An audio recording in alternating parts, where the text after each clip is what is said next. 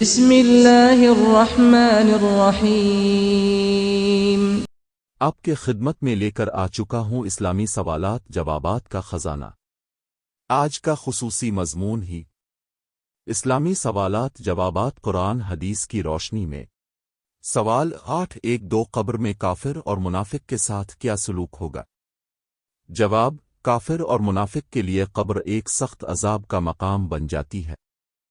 قبر تنگ کر دی جاتی ہے، اندھیرا اور خوف غالب آ جاتا ہے، اور جہنم کی بدبو و آگ کی شدت اس تک پہنچائی جاتی ہے۔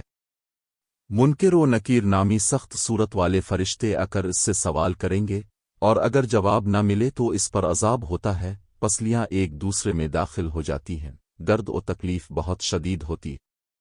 یہ سب اس کے دنیا میں کیے گئے کفر، نافرمانی اور ظلم کی وجہ سے ہوتا ہے۔ سوال 813 قبر میں انسان کے ساتھ کون سے اعمال ساتھ جاتے ہیں؟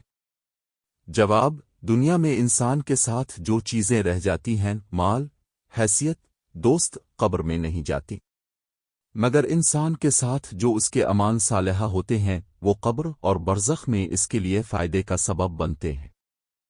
خاص طور پر نماز، روزہ، صدقہ، قرآن کی تلاوت، نیکی اور نیک اولاد کی دعائیں مرنے والے کے حق میں ثواب پہنچاتی ہیں۔ یہی اعمال اس کی سفارش کریں گے اور قبر کے حالات کو بہتر بنائیں گے۔ سوال 814 قبر کے عذاب سے بچنے کے مؤثر طریقے کیا ہیں؟ جواب: قبر کے عذاب سے بچنے کے لیے چند اہم عمل ہیں۔ 1 تقوی یعنی اللہ سے ڈر کر گناہوں سے بچنا۔ 2 نماز کی پابندی۔ 3 سورۃ المالک کی باقاعدہ تلاوت روزانہ۔ 4 صدقہ و خیرات اور خاص طور پر صدق جاریہ۔ 5 لوگوں کے حقوق ادا کرنا اور غیبت، ظلم و چغل خوری سے بچنا۔